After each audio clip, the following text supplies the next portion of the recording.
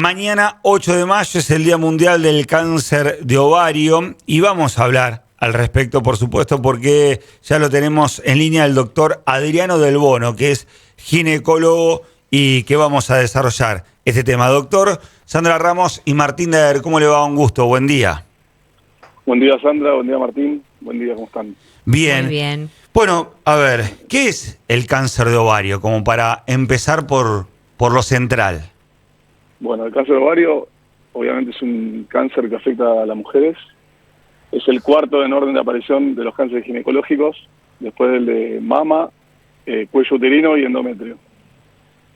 Eso es básicamente el cáncer de ovario. Bien. Doctor, ¿y cómo se detecta? Bueno, ese es un tema difícil porque en general el cáncer de ovario se presenta en pacientes posmenopáusicas. El promedio de edad es 63 años en nuestro país y no hay un método de screening como sí lo hay en el cáncer de cuello, en el cáncer de mama, que se hace en el control anual, la mamografía o el PAP y la colposcopía para diagnosticarlo. Entonces es un tema difícil porque en general la aparición del cáncer se manifiesta con síntomas y es en un momento tardío de la enfermedad.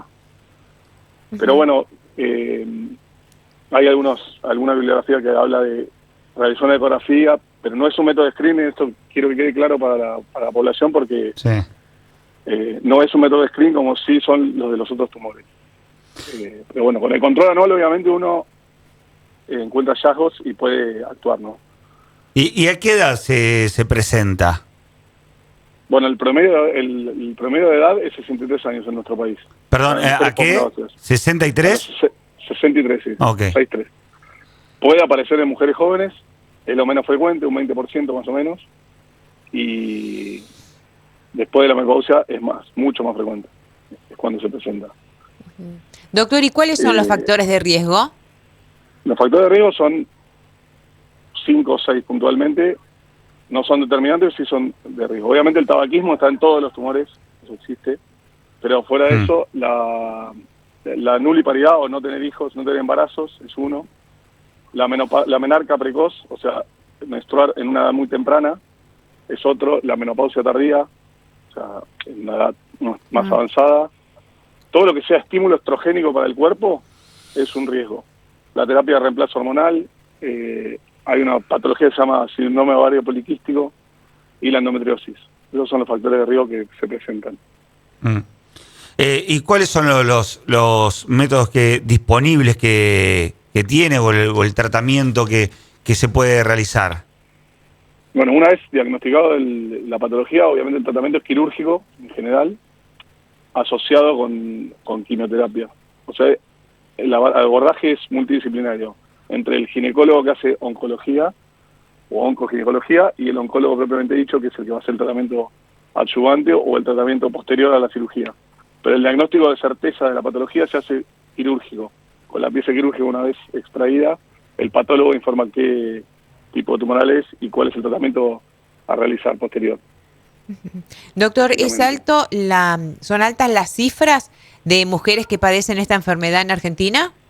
No, la incidencia en nuestro país, o sea, la aparición de esta enfermedad en nuestro país es promedio de 7,3 cada 100.000 mujeres. Es en bajo. países desarrollados es mayor, es 13 cada 100.000, o sea, acá es un poco menos, digamos. ¿En países desarrollados hay alguna explicación sobre este porcentaje? No, se supone que la exposición a determinados alimentos y otro tipo de medicaciones y a terapias de reemplazo hormonal, como dije, estrógeno, por ahí aquí hay menos exposición a eso y entonces tenemos menos riesgo. La alimentación, ¿por qué? Porque cada vez comemos peor, cada vez comemos más chatarra, por ahí. Obviamente no es solamente para el tumor de ovario, en este caso estamos hablando de esto, pero es para todo. Claro. Sí. En general, en los países desarrollados se presentan más las patologías malignas. Doctor, sí. No, le iba a decir esto, que uno siempre está recomendando, bueno, como ustedes mismos lo hacen, esto de que las mujeres tenemos que hacernos el control ginecológico una vez al año. Esto es importante desde este punto de vista, que más allá de que no se pueda detectar, o mejor dicho, cuando se detecta ya es tarde por los síntomas que aparecen, pero es importante hacer el control igual. Sí, siempre lo más importante es hacer un control estricto anual porque se detectan, hay hallazgos, sobre todo para esta patología. Obviamente para las otras patologías es clave porque se encuentran en estadios tempranos y la posibilidad terapéutica Claro. es mucho mayor. Sí. Eso es clave, sobre todo para la mama y para el cáncer de cuello de útero, que son los más frecuentes. Después el endometrio es un poco menos frecuente y la posibilidad terapéutica de la enfermedad es mayor. O sea, es el tumor que mejor se comporta en cuanto a agresividad en la mujer. Pero sí, obviamente es importantísimo hacerse control anual. Yo lo recomiendo siempre y soy bastante estricto con mis pacientes como para que vengan todos los años. Doctor, le hago una consulta que va de la mano, de forma paralela a lo que venimos charlando, pero en una de las primeras respuestas hizo hincapié en el cigarrillo, ¿no? Y otra vez está en tema, se está hablando mucho del cigarrillo electrónico, ¿no? Que de hecho va a ser regulado. ¿Tiene la misma influencia? ¿No está analizado? Bueno, no sé si tiene algo para informarnos al respecto.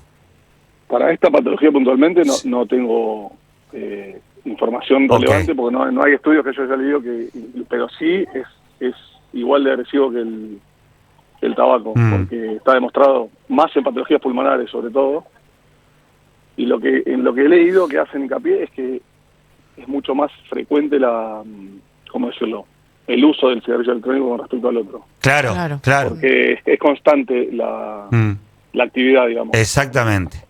Bueno, piensan que es menos nocivo, entonces lo utilizan todo el tiempo. Sí. Está de moda mucho en adolescentes. Sí, por eso se lo preguntaba. Porque además lo que pasa con el cigarrillo electrónico, que ya viene esto como no sé si la palabra es saborizado, pero con distintos aromas. Sí. Entonces, está más socialmente aceptado, o entre comillas, que se pueda utilizar en distintos ambientes. Entonces, Exacto. es de forma constante.